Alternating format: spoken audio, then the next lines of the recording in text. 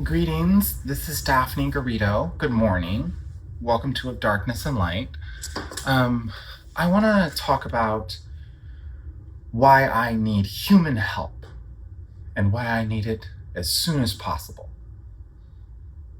I have been here communicating through my station alone, begging for people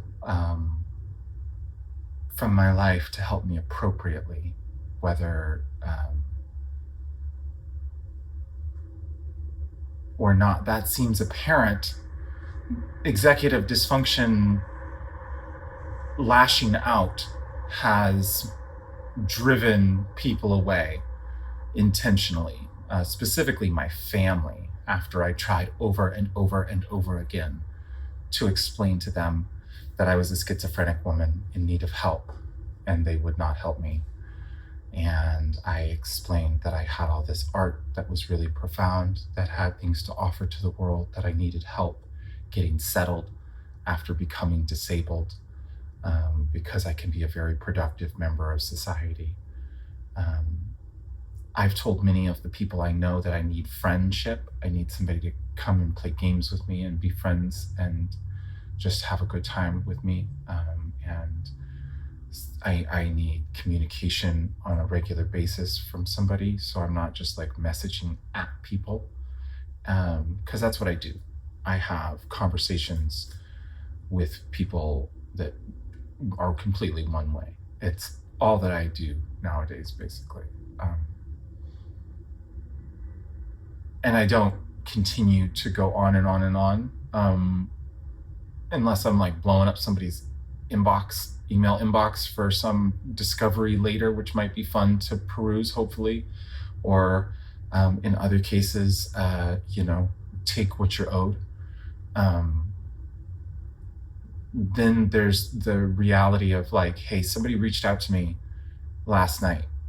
Somebody who I once wanted to be a friend, who I have invited over here to play games with me, who I told before that I needed help, like finding some like fundraising solutions to stay put, and that I'm headed towards detransition, and that I need friends too.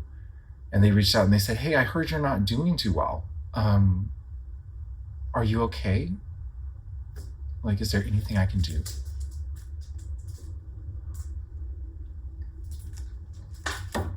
And this person was an old coworker of mine, and they're younger, and they don't want to feel bad about the situation, but they must have heard at work about somebody else I reached out to who didn't say anything, who I kind of snapped at after a day, where I was like, dude, okay, fuck you. You're not going to respond to me like a human? Fuck you then. And that's what happens. I have executive dysfunction lashings out over and over and over again because nobody will be a human being and help me. And this person reached out, and I'm feeling better now. I'm not really lashing out with executive dysfunction at anybody who doesn't completely deserve it. And I got a message that said, hey, yeah, what's going on? And I said, hey, I need financial support. I've been abandoned by my family. I haven't been able to get on a path to get set up on disability. I need friends. I kind of just reiterated the point, which they had heard messages above. And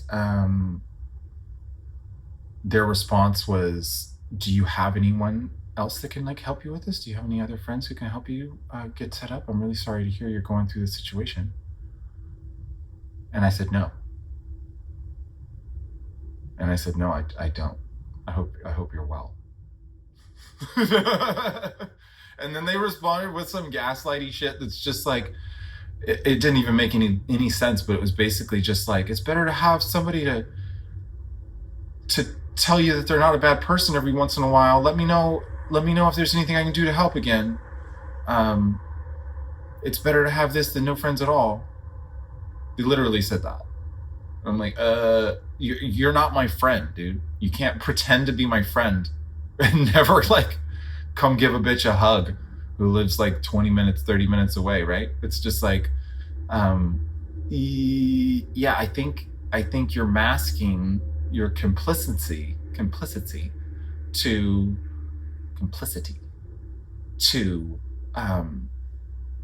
genocide. Yeah, hey, high five. Let me know if you need anything, unless you need anything. Especially if you need a friend, which is totally the easiest thing in the world. But hey, I don't really want to be your friend, but we're friends. So there's that. And that happens with a lot of people, right? Where it's like, they want to send a placating, I feel bad for your situation, often packed in with their own problems, often expressing like some kind of false empathy, and then just like letting it go. And then I'll usually come back later and be like, yo, I just want to let you know we're not friends, because friends don't do this. Friends actually are friends. They don't just do nothing, right? Like friendship is an action, dude. And so I'm sitting here laughing at people who are gaslighting themselves that they're not abandoning somebody who's being actively genocided. And I'm reaching out to organizations for help. I'm in a very unique situation. I walked down a path of being a schizophrenic in denial who was going through personal healing of it the whole time, who was continually working with a therapist who knew I was schizzy, who knew I was seeking a healing through my art therapy, who was supporting me on that journey. But then at one point they were like, I think you need to speak to somebody else, because I was talking about things that were coming through, and they're like, yeah, you need to talk to somebody else, hon. You could basically you need to talk to a psychiatrist, because I was talking about how it was developing, and it was like, yeah. So then I did. And that the first psychiatrist I found was like, you seem like a very traumatized person. We should deal with the trauma before we go any farther and see what we can fix, right? And it's another person who's like, yeah, I know you're schizophrenic, but we don't want to diagnose you as that, because then you're just like a stigma ball. So let's just call it trauma, because there's clearly a truth to the fact that much of your like mental dysfunction is just trauma. And if we clear that out, you'll probably be functional enough with your schizophrenia to just mask it and continue on without being genocided for saying, hey, I'm schizophrenic. I reached out to Adult Protective Services in Washington, which is a completely horrendous organization that seeks to not help anyone as best it can. And there are just the most very specific clinical guidelines for who they will help. And it's people over 60. It's nobody with a mental disability. You have to have a physical disability. You have to be in a home or already being taken care of in your own home. You have to be written into those systems. I told them the whole story, and they said, this is really well written. I understand you're clearly a vulnerable adult, but I have no means to help you. Here are some other places you could call. You could call like this home services place, but they're not going to help you. You could call this place. They're not going to help you. Because yeah, they literally said this, like, you sound okay. Schizophrenic people usually can't like talk. Like, so I'm like, okay, thanks for telling me I'm not schizophrenic. Because I've learned to, heal all my body's trauma, and I understand it better than anyone else, and I understand it from the inside out. And I was like, yo, I have significant amounts of executive dysfunction that prevent me from doing things. And they're like, oh, okay, well, go explain that to the home services people. They help people when they like can't go to the bathroom and stuff, when they like can't do things for themselves. So you should really explain your case to them, but they don't usually recognize what you've got going on with you. So now I have another phone call to make that will probably be equally disappointing, that will continue to ruin my faith in humanity. All the while, I am a writer of highest capability, a creative who could create endlessly in ways that are very successful within capitalism. If I had one person who was like, hey, I'll help you write, dude. I'll help you get these published. I'll take up your offer. Because I made that offer to a lot of people, and like, hey, do you want to help me get published? Do you want to help me find a ghostwriter who can like clean up things from behind. There's been like one person before that I was like, hey dude, I would love it if you would like maybe want to co-author one of these things that I wrote earliest, and then just like help me get going. And then there's a new person where I'm like, holy shit, dude, you could just rip my books to shreds and I would love it, because I know that it's like, hey, I've created a fiction on Substack that is profoundly transgressive, that is profoundly unique, that is artistic. Some of it deserves to go over 1-to-1 into publishing, but there are other things that could be changed entirely with a brave artist being like, yo, dude, I trust your heart. I trust your mind. I trust your intelligence. I trust you. Why don't you understand everything that I'm doing and then just do another second pass and make it more adaptable to your average person, right? To play that intermediary between somebody with a busted open shamanistic schizophrenic brain who's writing things that are profoundly deep and layered, but the depth and the layers are missed to your average person. Is there somebody who could dance that dance of like, hey, I'm going to take what they're trying to do, I'm going to improve it, I'm going to take the things I know they're trying to say that nobody's going to get, I'm going to help people understand it, and you know what else I'm going to do? I'm going to add all the shit that makes me think it's super cool to add. I'm just going to add a bunch of cool shit on top that I want. Because you know why? Because then it's so full, bursting of amazing ideas and concepts, and it's got so much artistry in it. It would be the most profound fiction ever written. And I am not a ownership person. I'm like, yo, dude, I love my books on Substack, and that would allow me to keep writing in that way. So yeah, if you're that one person who's gotten that offer and you're listening, think about it, hun. Because you could save me from what I'm having to deal with, which is a system that genuinely will not recognize me. I've messaged the Ingersoll Gender Clinic, which is like another trigger point, because it's like, yo, we're gonna send you to the trans ghetto. Yo, you just need a single pro bono psychiatrist to take you on and get you diagnosed properly. But no, you go to the gender place. I explain to them as best I can what's going on, and then I need a diagnosis for executive dysfunction. But you know what they're going to do? They're going to read that and they're going to be like, okay, we need to diagnose this person from the ground up. They think they're schizophrenic, but they're not crazy enough. So we'll figure out what they have.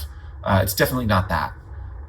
So I'm going to have to go in and work with therapists and be like, hey, dude, I needed a psychiatrist. If they don't say, hey, we have an appointment with our psychiatrist to get your diagnosis worked out, I'm not going. And that's what's going on. And so now I'm going to have to use every single one of my days while I'm sitting here,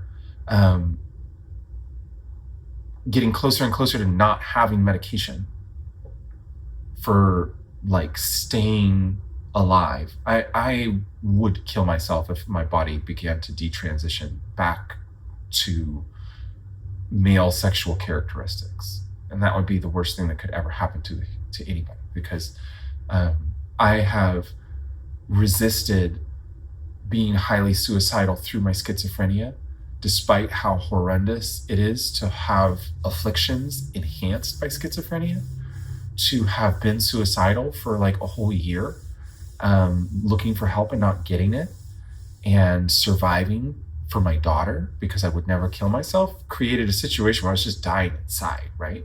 Because it's like, I want to die so bad. It's like, dude, I would go kill myself if I didn't have my daughter. I'd figure out a way, right? It's like my whole body and mind was just like, it's over, dude. I'm done doing this stupid fight with these people that don't understand a damn thing, that won't listen to me, that won't help me. Like, I just want it to be over, dude. I believe in life after death. And I don't fucking believe that if you kill yourself, that it's some mortal sin and you don't go on. Not when you're in a situation like mine. But that's the thing. I choose honor. I choose the honor of fighting for my daughter always. But I would not let my daughter come to know me as anything other than her mother. And if people have problems with that language, I don't care. I use it properly.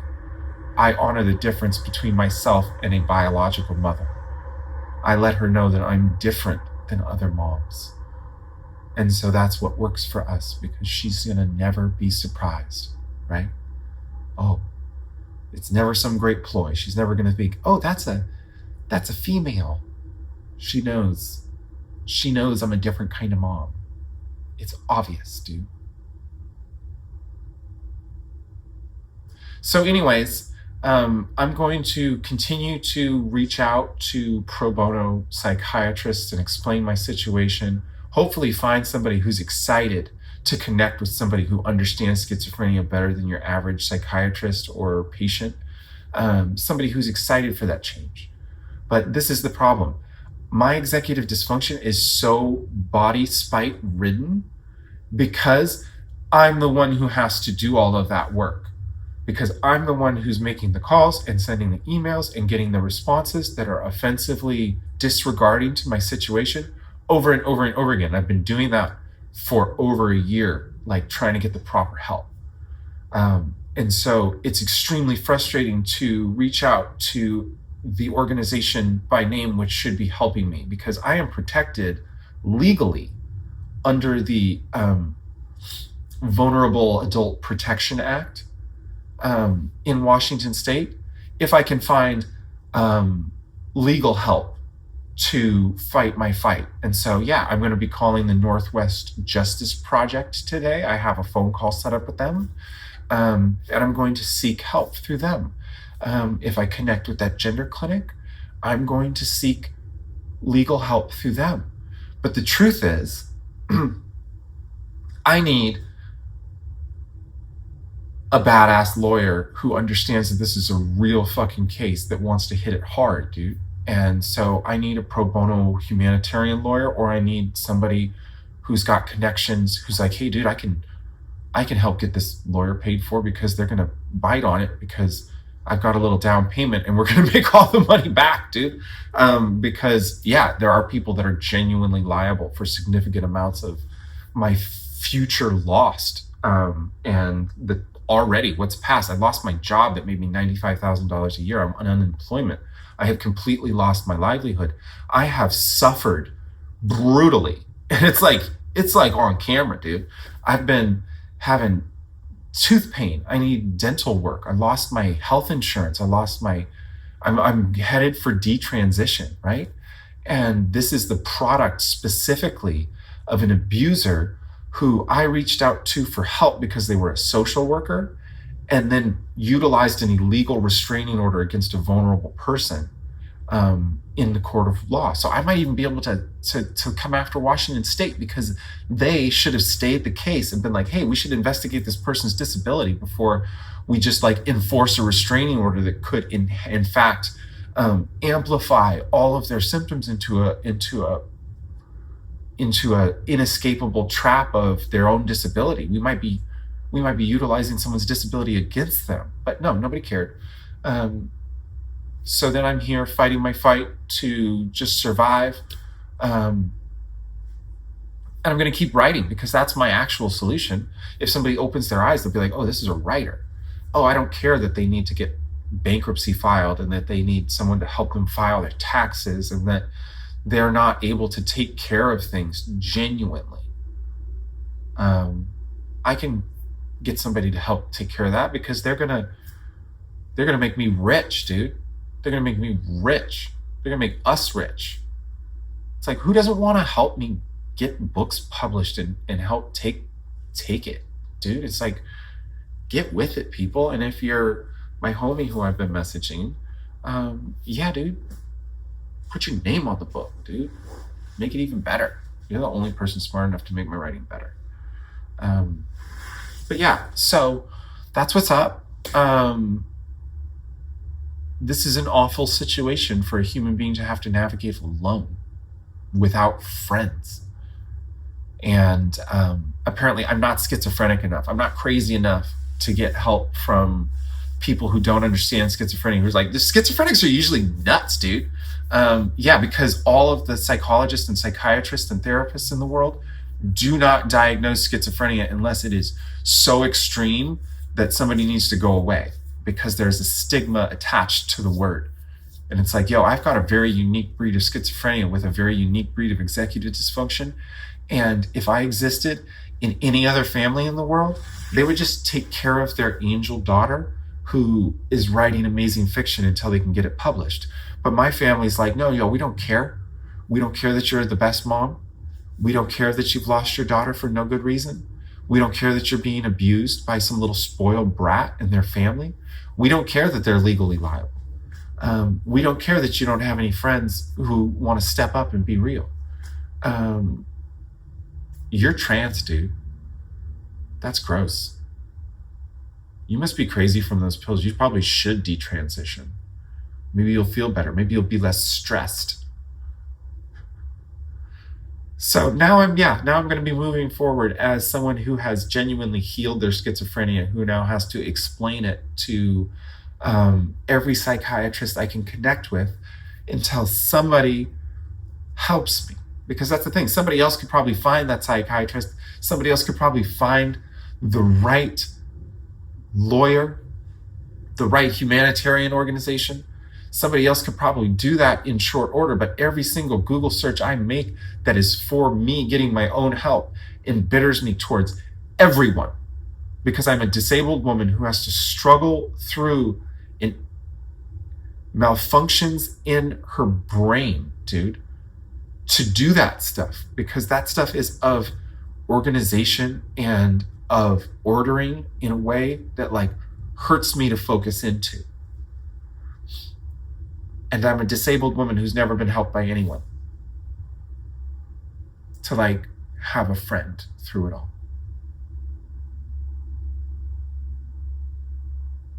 But you know what? You don't sound crazy. Not right now. So, I don't know. Yeah, figure it out. Get a job, dude. Go work at a grocery store.